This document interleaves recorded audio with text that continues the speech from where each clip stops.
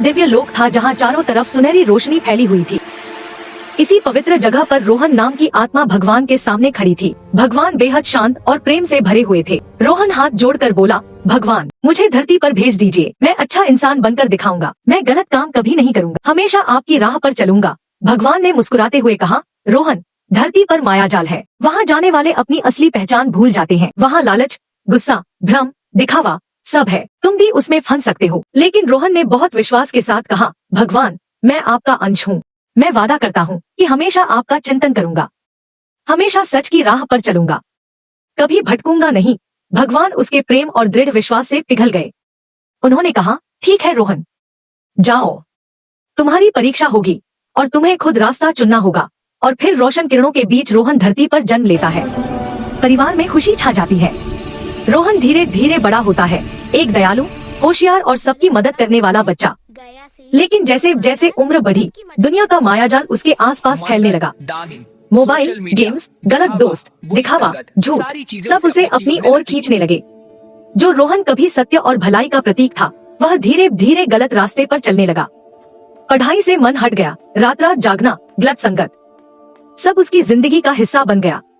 एक दिन वह अपने कमरे में अकेला बैठा था। अंधेरा था, दिल भारी था। उसे अंदर से महसूस हुआ कि वह टूट चुका है। उसी गहरी खामोशी में एक दिव्य आवाज आई, रोहन यह तुम नहीं हो। तुम भगवान के अंश हो। तुम में शक्ति है। उठो, अपने वादे को याद करो। रोहन रोने लगा। उसे भगवान से किया अपना वादा याद आया। उसने कहा, भगवान मुझसे गलती हो गई। मुझे सही रास्ता दिखाइए। अगले ही दिन से उसने खुद को बदलने की शुरुआत कर दी।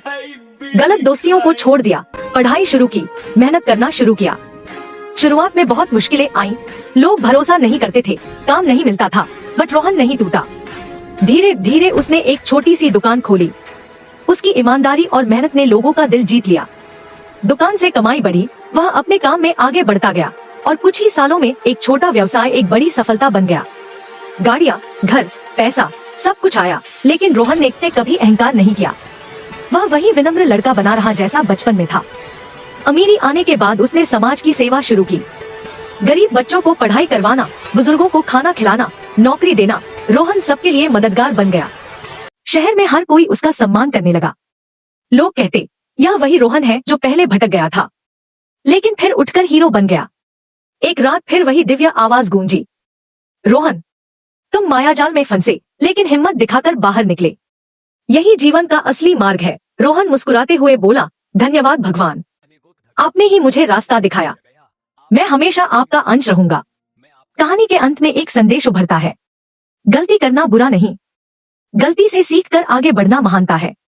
ईश्वर रास्ता दिखाते हैं, लेकिन चलना हमें खुद होता है।